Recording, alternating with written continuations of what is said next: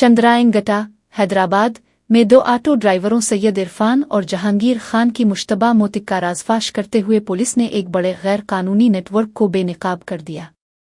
2 दिसंबर की रात इरफान और जहांगीर ने ताकतवर एनेस्थीसिया दवा 25 मिलीग्राम का इंजेक्शन लगाया, जिसके फौरन बाद वो बेहोश हो गए और इंतकाल कर गए।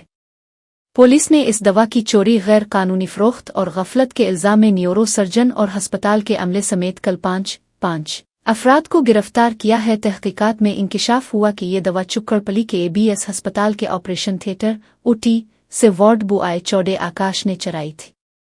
इसने इंजेक्शन आगे शिवा शंकर और फिर कल्याण के जरिए मकतूलीन को 2000 रुपये में फरोख्त किए थे।